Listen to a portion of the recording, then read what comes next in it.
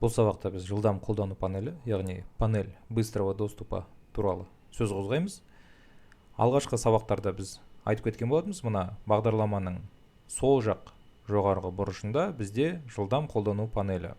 Көріп отқандарыңызда ол жерде көбінесе алдын ала сақтау батырмасы, болдырмау батырмасы, яғни біз бір сөздерді жазатын болсақ, және де қателесіп кеткен болатын болсақ, оны болдырмауға болады. Немесе қасындағы батырма, мысалы сәлем деген сөзді жазайық та, мынау сол әрекетті қайталайды. Яғни бірнеше рет қайталап жазу керек болатын болса, байқап отырсаңыз, 3 рет сәлем деген сөз пайда болды. Енді осы жылдам қолдану панелін біз қалай өзімізге ыңғайлы етіп жасап аламыз деген сұрақ туындайтын болса, мына кішігірім батырманы басу керек.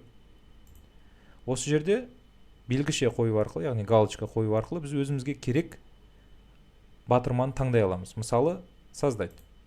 Яғни осыны басатын болсақ, біз жаңадан құжат ашамыз.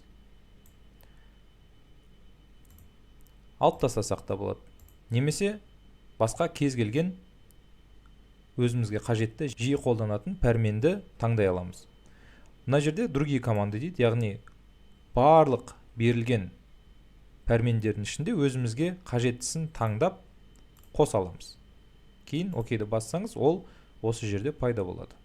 Және дәл солай алып тастау керек болатын болса, удалить из панели быстрого доступа, яғни алып тастай аламыз. Енді осы панель, яғни осы ең жоғарғы шетіне тұрғаны сізге ыңғайсыз болса, оны біз мына құжаттың тікелей үстіне қоя аламыз. Яғни сізге жылдамырақ қолдану осы жерде ыңғайлы болатын болса, немесе қайтадан өз орнына қоя аламыз. Енді қалайша біз басқаша әдіспен осы жерге бір пәрменді қоса аламыз деген сұрақ туындайтын болса, мысалы сіз символдарды жиі қолданасыз деп есептейік, яғни формула жазасыз, басқа да.